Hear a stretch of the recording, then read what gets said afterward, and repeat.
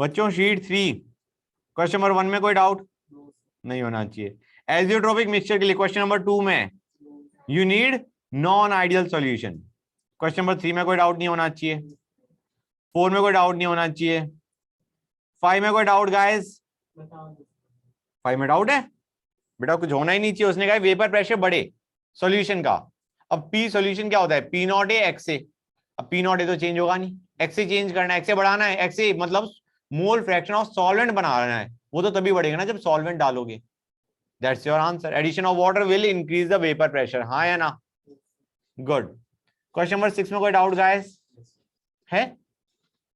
Concentration of salt नहीं, choose the correct statement when concentration of salt solution is.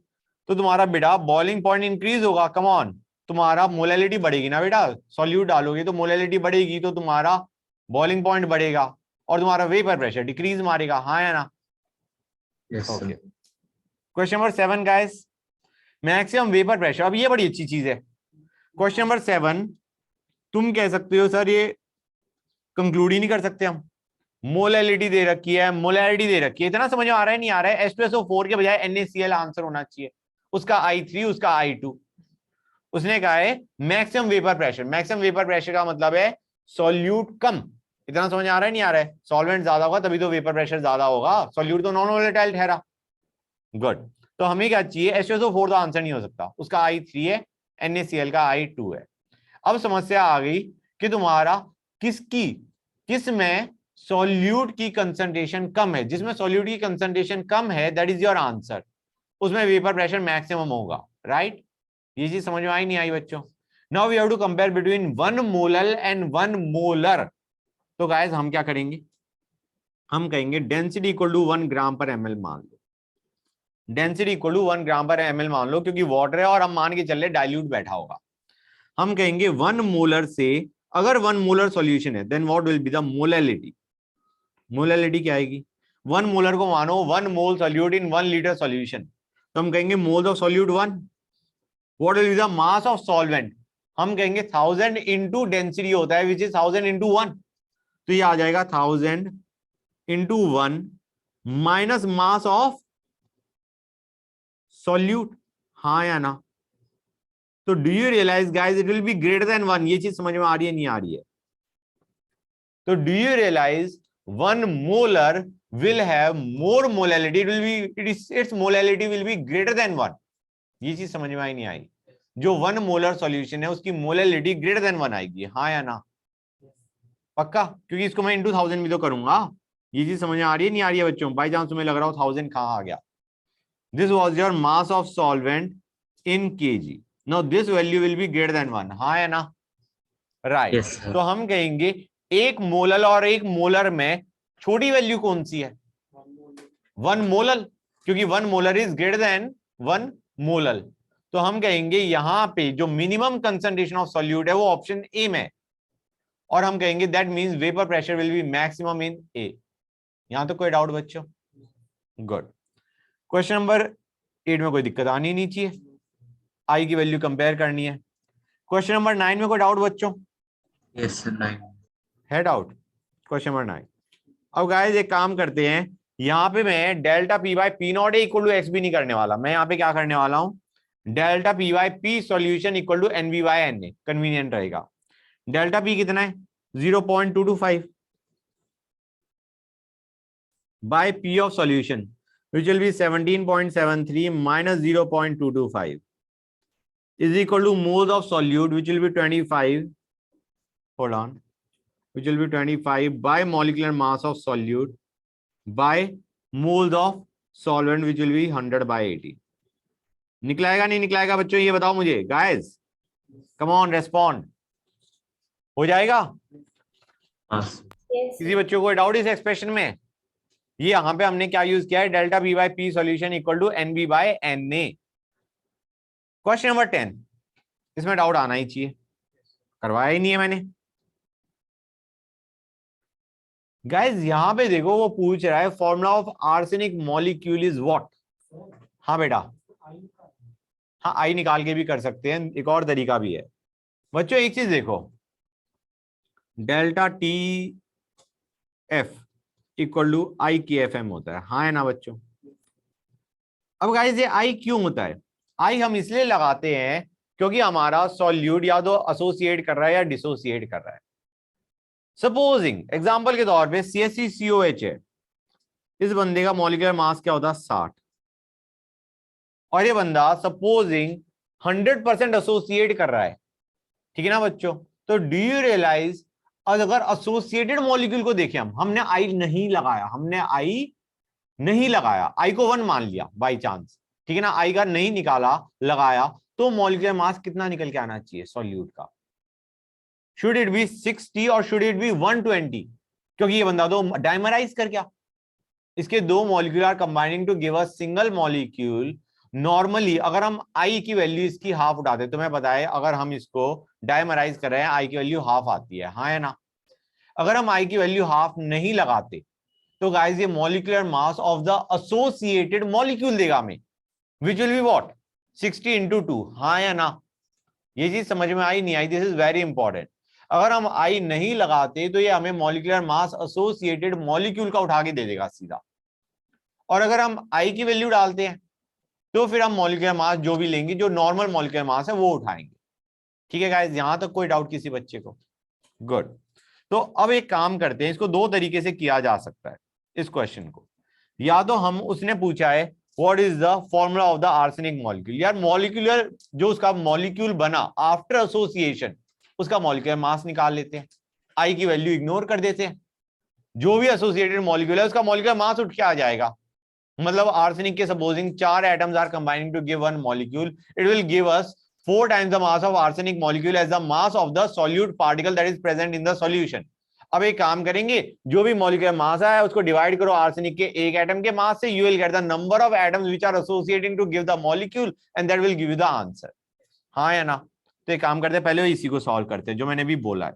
0.213 is equal to Kf which is given to us as 5.12 into molality which will be what 1 by molecular mass।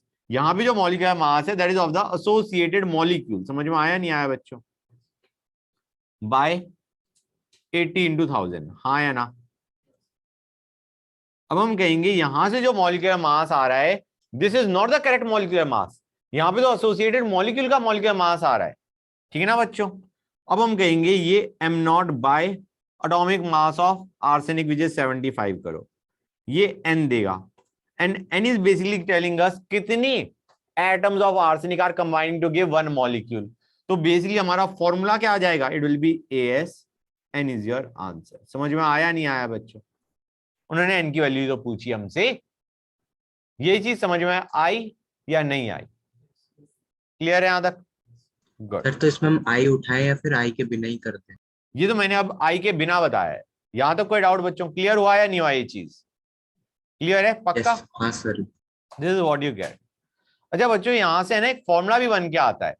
यहां से अगर हमें आई निकालना है, by chance हमें आई निकालना है और हमने मॉलिक्यूलर मास निकाल लिया, ये जो मॉलिक्यूलर मास है, understand guys, this molecular mass is not your actual molecular mass, this is the mass of the associated और योर डिसोसिएटेड मॉलिक्यूल। अभी डिसोसिएटेड तुम्हें समझ नहीं आ रहा होगा, what do we mean by mass of dissociated molecule, उसको बाद में समझा दूंगा, ठीक है ना। अभी तो हम देख रहे हैं मास ऑफ एसोसिएटेड मॉलिक्यूल बता रहा है। अगर आई चाहिए तो that is given by formula normal molecular mass by observed molecular mass. यहां पे ऑब्जर्व्ड मॉलिक्यूलर मास क्या है बच्चों? m naught. m naught is the molecular mass that we observe, मतलब एक्सपेरिमेंटल मॉलिक्यूलर मास है। तो हमारा I की वैल्यू क्या होगी? It will be 75 by m naught. समझ में आ रहा है नहीं आ रहा है बच्चों? जो I की वैल्यू होगी that will be basically 75 by m naught, या सिंपली स्टेटिंग 1 बाय n। यहां तक कोई डाउट गाइस? पक्का क्लियर है? फिर से समझा देता हूं, जो I की वैल्यू होती है that is normal molecular mass by observed molecular mass. Observed ये हो गया एक तरीके से अगर हमने I नहीं लगाया। समझ में आ रहा है नहीं आ रहा है बच्चों? तो molecular mass normal bye molecular mass observed in the experiment, this will give us your I की वैल्यू। और अगर तुम यहां से देखो इट इज 1 बाय n। अब एक काम करते हैं, I से निकालते हैं, I से भी तो निकलना चाहिए आंसर।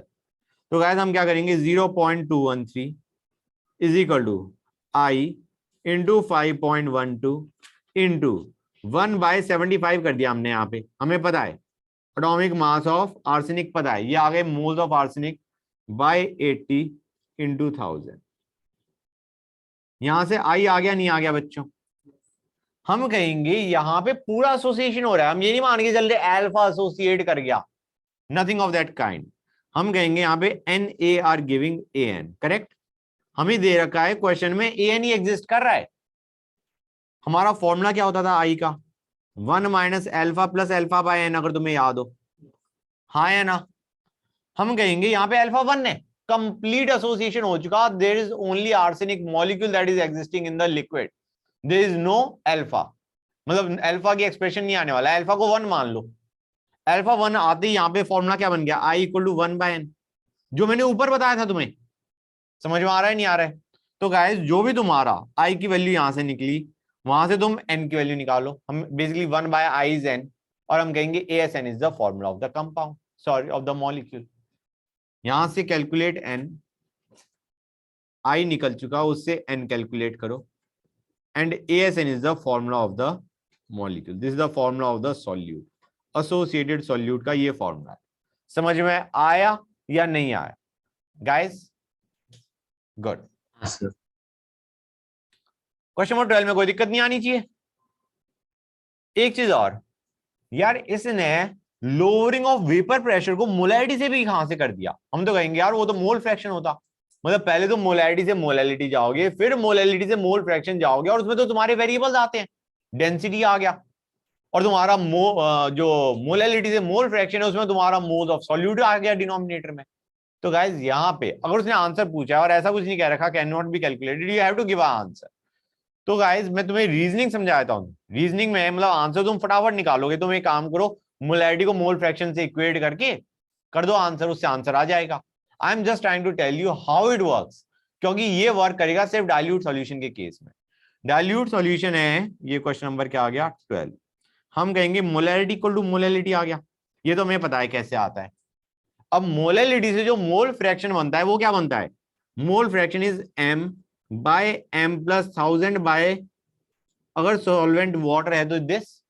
हम कहेंगे बहुत डाइल्यूट है, यहां पे m को इग्नोर कर दो। अब m को इग्नोर कर दिया तो यू विल रियलाइज यहां पे मोल्स ऑफ सॉल्यूट थे।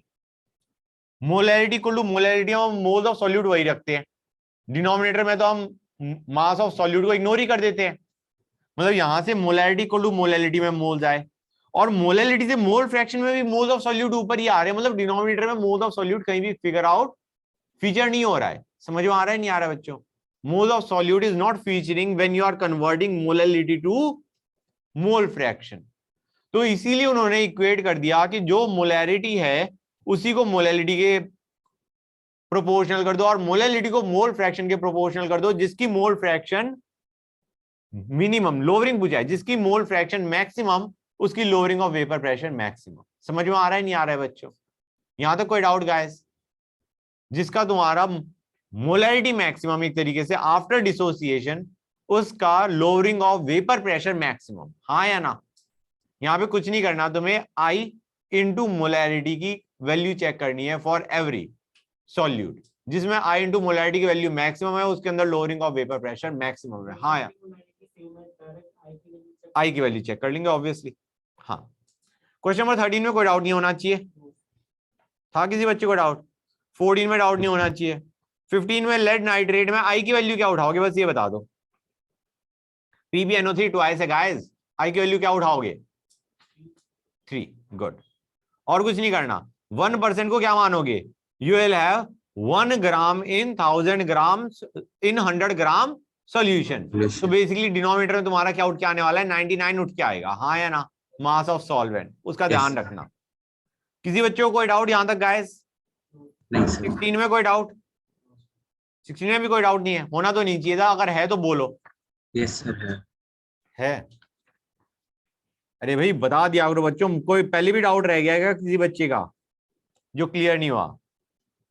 उसने कहा molecular mass of the unknown, अच्छा जी कुछ नहीं है, 1.38 इज इक्वल टू, आई की वैल्यू उसने कुछ दे ही नहीं रखी तो इग्नोर कर दो, इनटू ये डेल्टा टी बी है is equal to K B हमें दे रखा है 2.53 इनटू एम, हम कहेंगे 2.5 bye molecular mass bye 34 into 1000।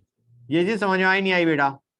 ये तुम्हारी मोलैलिटी आ गई, ये तुम्हारा के भी आ गया, ये डेल्टा टी भी आ गया। यहाँ से एम नॉट का एक्सप्रेशन निकलाएगा नहीं निकलाएगा बेटा, ये बताओ मुझे। हाँ सर मुझे समझ में आया नहीं आया, या ऐसे ही कह रहे हो हाँ सर समझ में आ गया है? नहीं नहीं सर आगे। ओके, क्वेश्चन नंबर 17 में कोई डाउट बच्चों? होना नहीं चाहिए। अरे है, आंसर डी होगा। की चेक कर ली होती बेटा, ठीक है? नहीं डी है। अरे यार delta P by P naught A, how is it proportional to the original pressure? It is equal to mole fraction of solute in solution. 18 fact to learn था। 19 पे आते हैं। ये फिर वही घिनौना क्वेश्चन है कि molecular mass of this form of sulphur.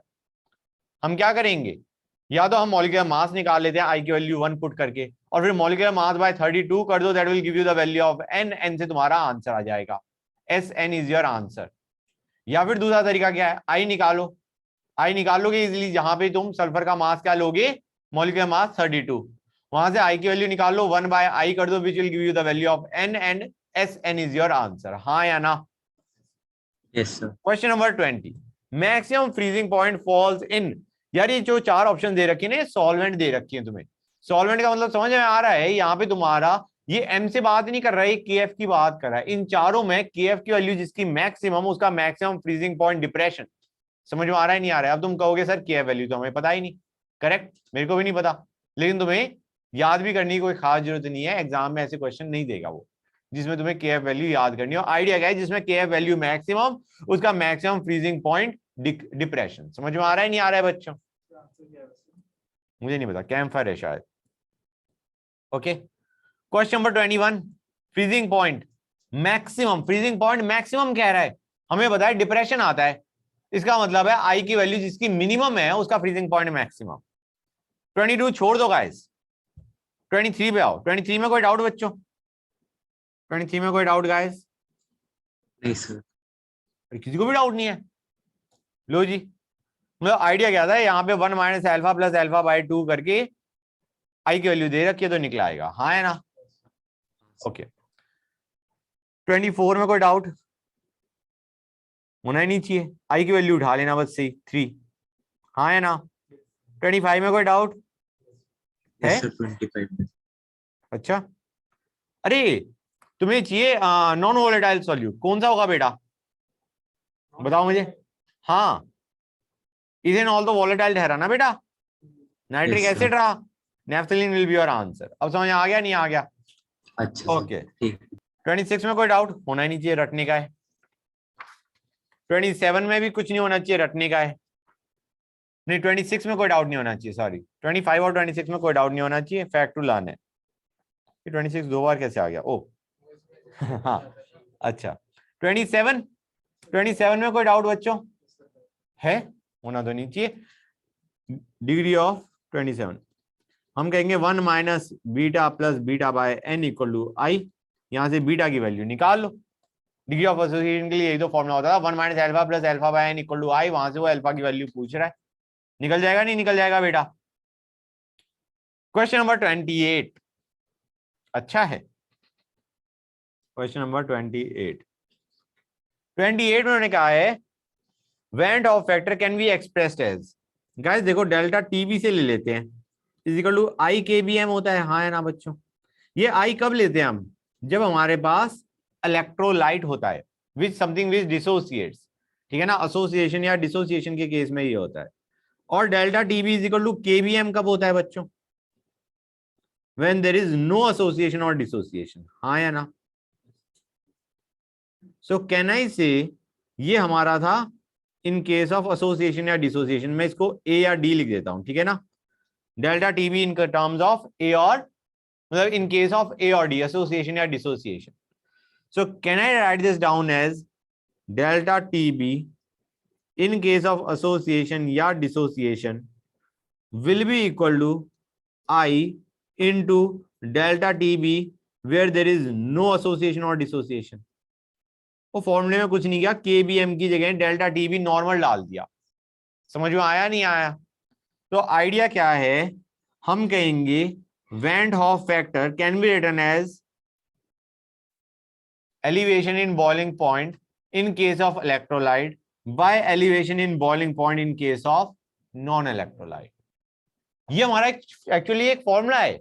आई को हम ऐसे भी डिफाइन करते हैं, एक्चुअल कॉलिगेटिव प्रॉपर्टी, एक्चुअल मतलब experimental colligative property over theoretical colligative property, जिसके अंदर हम एसोसिएशन या डिसोसिएशन एक्सपेक्ट नहीं करते. That is a formula for van Hoff factor guys. हम क्या करते हैं, आई को हम क्या बोलते हैं, एक तरीके से आई को क्या लिखा जाता है, moles finally by moles initially लिखते हैं, नहीं लिखते हैं, लिखते हैं नहीं लिखते हैं बच्चों, राइट? Yes, sir. हम कहेंगे मोल्स पे ही तो डिपेंडेंट होती है कॉलिगेटिव प्रॉपर्टी.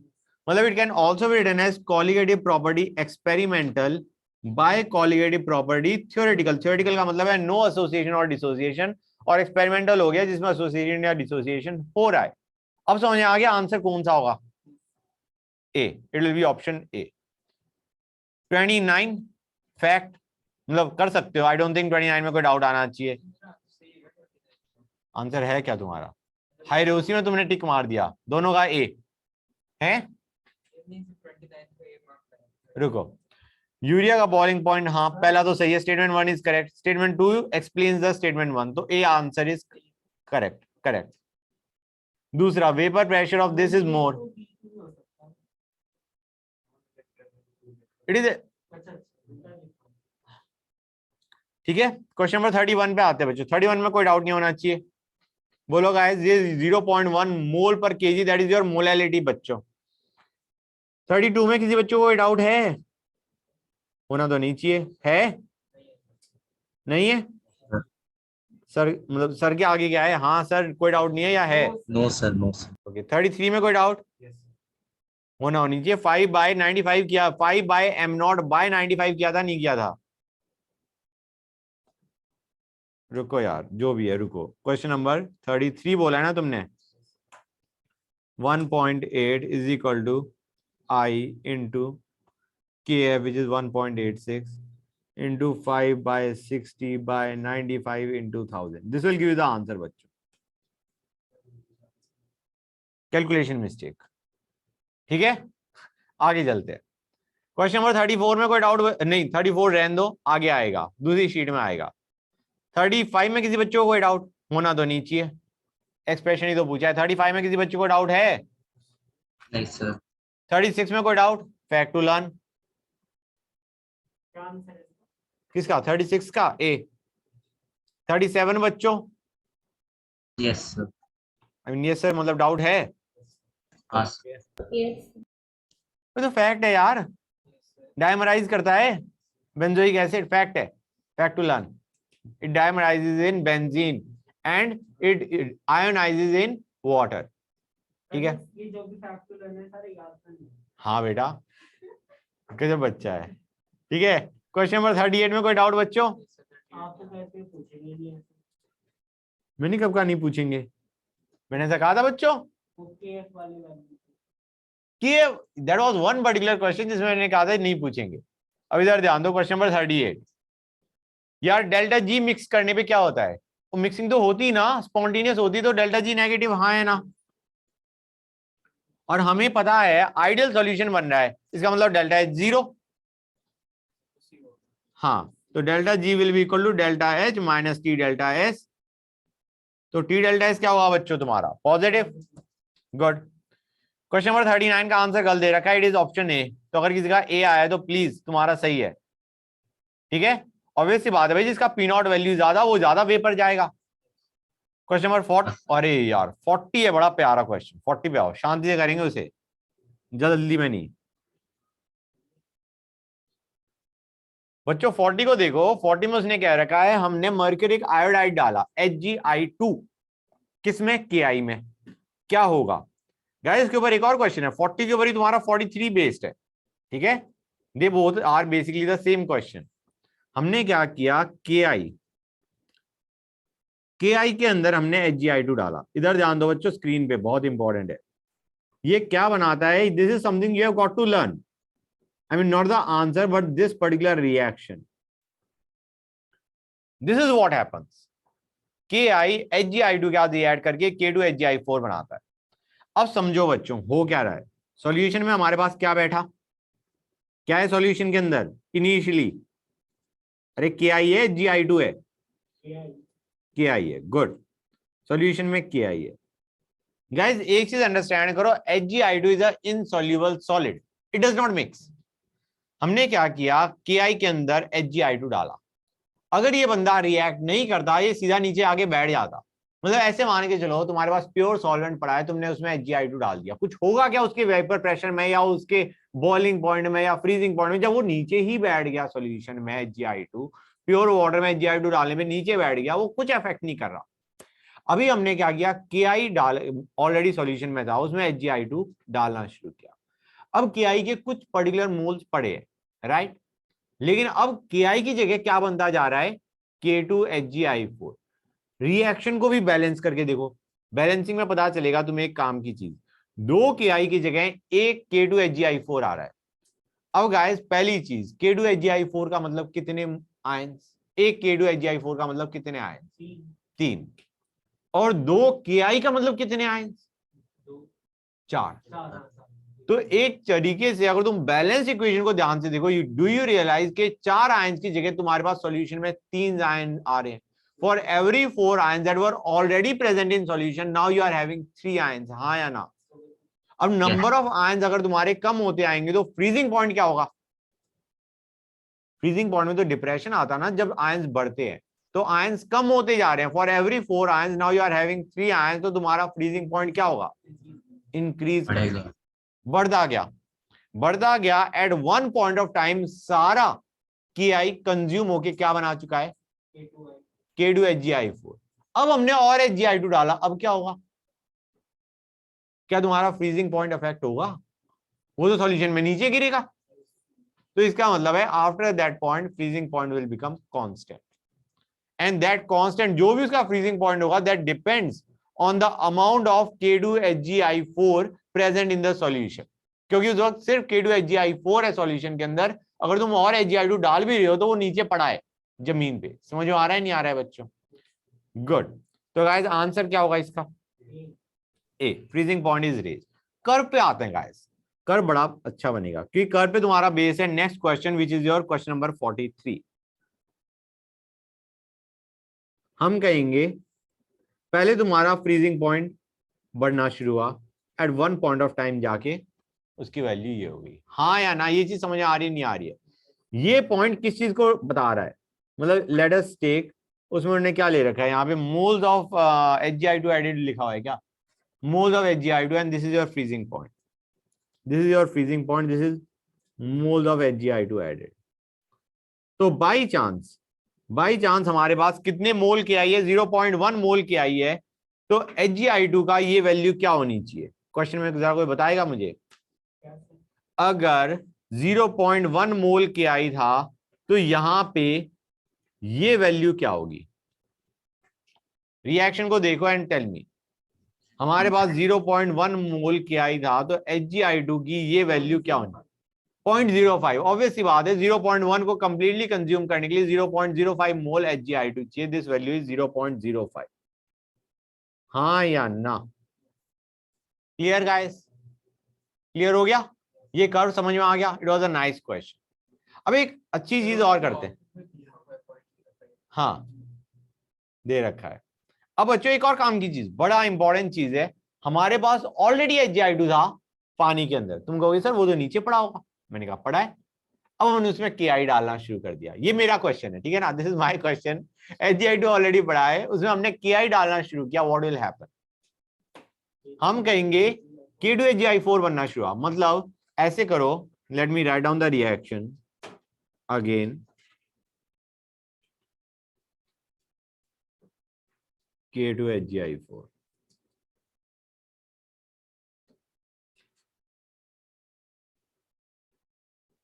हम कहेंगे भाई ये हमारा था।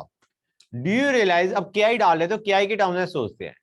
हमने 2 मोल KI डाला और उससे हम हमारे आयंस कितने आने चाहिए थे? 4। आए कितने? 3। अब 3 मोल आयंस हर बार बनते जा रहे हैं जब भी हम 2 मोल KI डाल रहे हैं। अब गाइस आयंस बढ़ेंगे तो फ्रीजिंग पॉइंट क्या होगा? डिक्रीज करेगा, डिक्रीज करता जा रहा है एक सर्टेन रेट से। अब HgI2 खत्म हो गया, अब उसका रेट ऑफ डिक्रीज KI तो अब भी डाल रहे हैं, बढ़ेगा या घटेगा? हम कहेंगे पहले जब हम 4 आयंस डाल लेते, मतलब 2 KI का मतलब 4 मोल आयंस डाल लेते, 3 मोल आयंस बन रहे थे। अब तो हमने 4 मोल आयंस डाले और वो 4 मोल ही रहे, क्योंकि HI2 खत्म हो चुका है। तो अब रेट ऑफ डिक्रीज बढ़ जाएगा। जब तक तुम्हारा HgI2 प्रेजेंट था नीचे पड़ा हुआ, for every 4 mole ions, 4 mole ions का मतलब है 2K plus 2I minus 2KI की बात कर रहा हूं मैं। इसको समझो गाइस, 2KI था हमारे पास, मतलब एक तरीके 4 मोल आयन से 3 मोल आयन बन रहे थे। For every 4 mole of ions added, you are having 3 mole of ions in solution. And now once HgI2 is completely over, for every 4 mole of ions you will get 4 mole of ions. हाँ है ना? तो मतलब तुम्हारा rate of decrease will increase, जो freezing point में जो decrease आ रहा था वो अब बढ़ जाएगा। तो गाइज उसका कर्व ये बनेगा। Try to relate and understand. पहली चीज बच्चों ये रहा, ये चीज समझ में आई नहीं आई? पहले फ्रीजिंग पॉइंट डिक्रीज कर रहा है एट अ सर्टेन रेट, तुमने 2 KI डाले, तुम्हारे 3 आयंस बने, तो तुम्हारा फ्रीजिंग पॉइंट डिक्रीज कर रहा है नहीं कर रहा है? यहां पे हम मोल्स ऑफ KI डाल रहे हैं, तो फ्रीजिंग पॉइंट डिक्रीज करता गया। उसके बाद हमने 2 मोल KI डाला, तो तुम्हारे 4 मोल आयंस बने। अभी 2 मोल KI से 3 मोल आयंस बन रहे थे, अब 2 मोल KI से 4 मोल आयन बन रहे हैं। तो तुम्हारा फ्रीजिंग पॉइंट में जो डिक्रीज है वो और बढ़ेगा नहीं बढ़ेगा?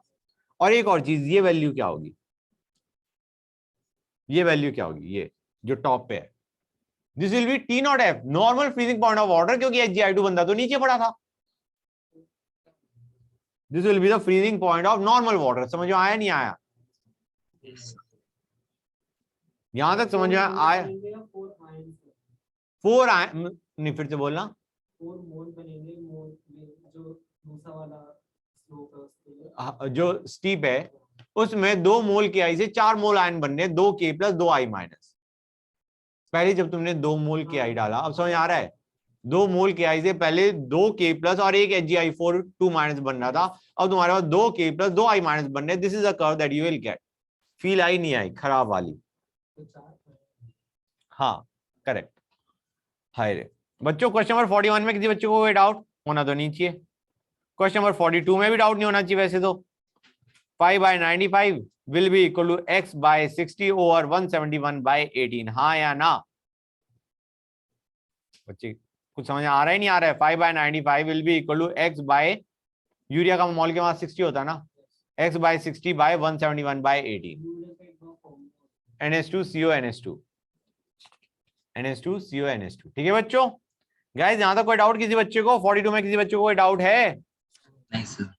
43 करवा दिया है, 44 पे आते हैं। 44 में डाउट आना चाहिए, नहीं आया तो Yes, बच्चों ने मेहनत नहीं करी है। क्वेश्चन नंबर 42 पे आगे रुक गए, थक गए। इसका मतलब है स्टार्टिंग में होमवर्क नहीं किया, बिल्कुल आखिरी के टाइम पे आगे किया है। ध्यान दो बच्चों, इक्विमोलल है, मोलैलिटी सेम है, फ्रीजिंग पॉइंट डिप्रेशन तुम्हारा 4:1 है। हम कहेंगे काम करो, delta TF for KCl by delta TF for our compound X will be equal to 4:1 हमें दे रखा है। It will be equal to I into KF into M। M same है, KF वैल्यू सेम है, तो बेसिकली I की value की ratio आ गई है या नहीं? I ऑफ KCl कितना होता है? 2। I ऑफ X हमें पता नहीं, हमने I ऑफ X देखा, it is coming out equal to 1/2। ये चीज समझ में आई नहीं आई बच्चों? गाइस क्लियर हो गया यहां तक? अब I की वैल्यू 1/2 किस में आएगी यार? तुम B और D को तो नहीं, सॉरी B और A को तो इग्नोर ही कर सकते हो। B hydrolyse, we don't care. Hydrolyse का हम क्या करें? डिसोसिएट कर नहीं सकता क्योंकि I की वैल्यू उसमें ग्रेटर देन 1 होती, तो या तो C होगा या D होगा, निकाल के देख लो ना गाइस। एक में अगर डाइमराइज कर रहा है तो it will be 1 minus alpha plus alpha. यहाँ पे अल्फा की वैल्यू 0.5 डाल के देखो, इज इट कमिंग आउट 1/2? या फिर I की वैल्यू डालो 1 माइनस अल्फा प्लस अल्फा/3, और यहाँ पे अल्फा की वैल्यू डाल दो 0.75। चेक कर लो इन दोनों में से कौन से पे I की वैल्यू 1/2 आ रही है। It will be option D best वैसे। Question number 45, 46 fact to learn. ठीक है, they are fact to learn, मतलब तुम उनका आंसर तुम्हारे पास है, उनको याद कर लो, अच्छी बात है, समझ में भी आ जाएगा। I don't think it's that difficult.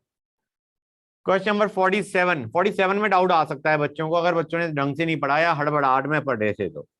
किसी को डाउट है? होना चाहिए था। Yes sir. जब बच्चे जल्दी में करते हैं ना क्वेश्चंस को, तब नहीं होते इस टाइप के क्वेश्चंस। वो एक्सपेक्ट कर रहे होते हैं डायरेक्ट फॉर्मूला, लैंग्वेज देखते हैं यार इतनी आई चीजें दी हैं, छोड़ो आगे चलते हैं। That is what happens guys. उसने कहा है एलिवेशन इन बॉइलिंग पॉइंट पूछा है ग्लूकोज सॉल्यूशन का। ठीक है बच्चों, हम कहेंगे फॉर्मूले में तो कोई दिक्कत नहीं, delta D B is equal to K B M होना चाहिए, हाँ है ना। हम कहेंगे ना के बी पता ना एम पता, हम कहेंगे एम तो निकाल सकते हैं, क्योंकि उसने कहा है रिलेटिव डिप्रेशन या relative decrease in vapour pressure दे रखा है 0.018, राइट। हम कहेंगे वो तो मोल फ्रैक्शन के बराबर होता है, तो हमें मोल फ्रैक्शन पता चल गई ग्लूकोज की। मोल फ्रैक्शन कितनी है 0.018। वहां से मोलैलिटी निकल सकती है नहीं निकल सकती है गाइस, फॉर्मूला तुम्हें पता है, यू कैन कैलकुलेट मोलैलिटी, हाँ है ना। गुड। अब प्रॉब्लम आई केबी की, केबी ऑफ वाटर। उसके लिए उसने एक और इंफॉर्मेशन दे रखी है कि urea solution in water, aqua solution दे रखा है ना guys, it boils at 0.54 degree Celsius, sorry 100.54 degree Celsius. तो डेल्टा टी भी कितना आ गया 0.54, हाँ या ना। Will be equal to K B जिसकी वैल्यू हमें चाहिए इनटू मोलैलिटी जो कि हमें दे रखा है 1। तो यहां से के बी निकल गया, एक्स से हमने एम निकाल लिया, के बी एम की value will give us delta T B, हाँ या ना। गुड। 48 fact to learn. 49 1 युवा गाइस रेशियो लेनी थी delta T F by delta T B equal to K F by K B, हाँ या ना। गुड। 50 कर सकते हो यार, इसमें कोई डाउट तो नहीं आना चाहिए। बताओ गाइस डाउट है 50 में? हाँ सर है। फ्रीजिंग पॉइंट डिप्रेशन होएगा नहीं होगा ग्लूकोज डालने पे? होगा। B guys, option B C समझ नहीं आया। बी पहले समझा देता हूं, बी इंपॉर्टेंट है यार। तुम्हें याद है नहीं याद है, केमिकल ये आयनिक इक्विलिब्रियम का क्वेश्चन है। अल्फा इक्वल टू रूट के बाय सी, कंसंट्रेशन डिक्रीज करोगे अल्फा इंक्रीज होगा, याद है नहीं याद है बच्चों? नहीं याद होगा वैसे, गारंटीड है। सी देखो यार, ये मैंने बताया था नहीं बताया था कि तुम्हारे तरफ ज्यादातर जो सॉलिड्स होते हैं उनकी lattice is greater than hydration, इसलिए उनका जो डिसोल्यूशन का प्रोसेस है that is endothermic, but it might be exothermic if hydration is more than lattice. ये वही चीज बात कर रहा है, ये वही बकवास है। समझ में आ रहा है नहीं आ रहा है बच्चों कि अगर हाइड्रेशन लैटिस से ज्यादा हो गई तो तुम्हारा डेल्टा एच नेगेटिव आ जाएगा, एनर्जी विल बी रिलीज, हाँ या ना। अच्छा सर। इसमें तो कोई दिक्कत आनी नहीं चाहिए। 51 में कोई दिक्कत बच्चों? मोलैलिटी निकालूं गाइस? निकल गया था? किसी बच्चे का कोई डाउट है? 51 हो भी सकता है किसी बच्चे का। क्वेश्चन नंबर 51 उसने हमें पूछा है मोलैलिटी। हम कहेंगे vapour pressure of aqua solution is 750। हम कहेंगे इसका मतलब 10/750 क्या होगा?